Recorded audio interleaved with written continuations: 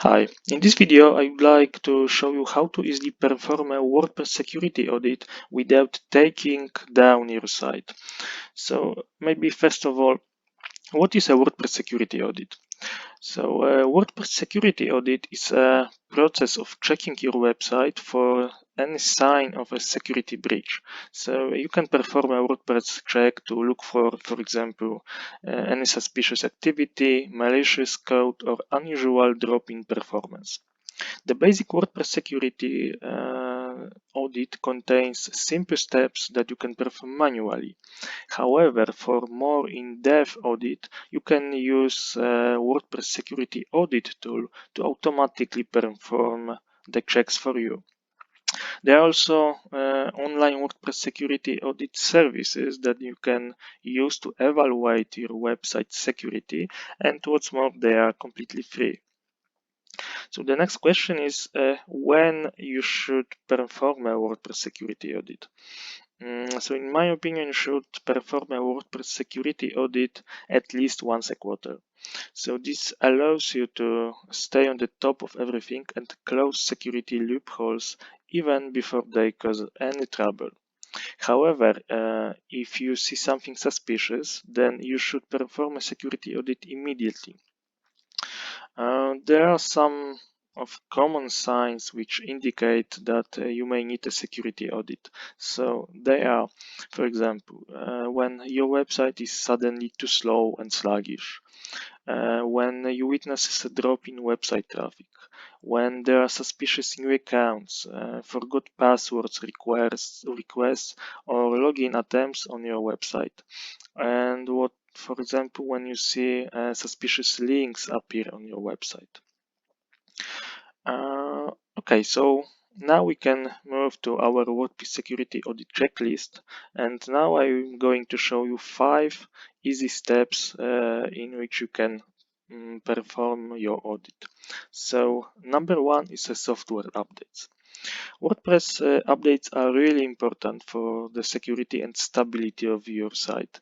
They patch security vulnerabilities, bring new features, and improve performance. So what you need to do is to go to dashboard, then to updates, click on the updates.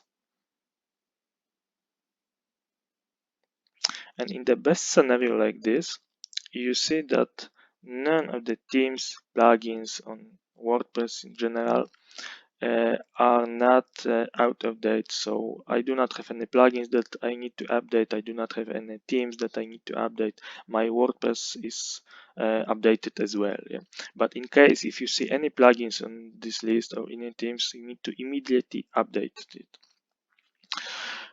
Okay, so the next step is to check user accounts and passwords.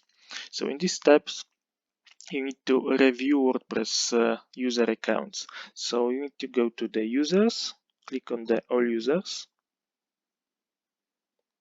And in this step, you will be looking for suspicious user accounts that shouldn't be there.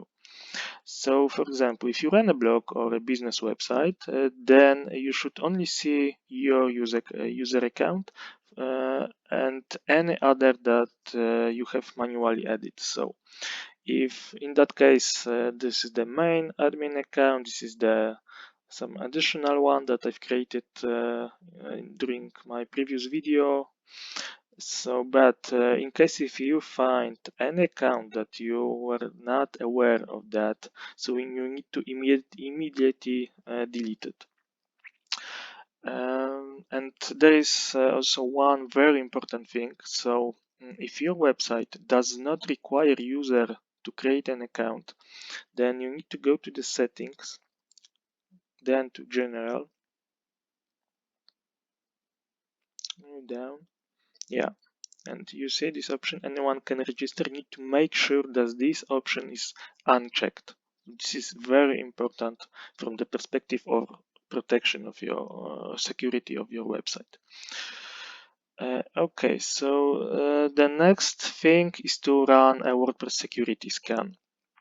So as I said, there are a lot of website scanners on the internet, in which you can use to scan your website for security vulnerabilities. So the scanner I recommend, it's completely free. It's Audit WordPress WP. So I put it a direct link to this scanner into the description of this video. So once you open this site, just all you need to do is to just put a URL of your website and click on the scan website.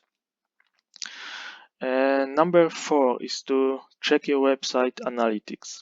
So in general, website analytics help you keep track of your website traffic. However, they are also a pretty good indicator of your website health. So for example, if your website has been blacklisted by search engine like Google, then you will see a sudden drop in your website traffic. If your website is slow or unresponsive, then your overall page view will also drop.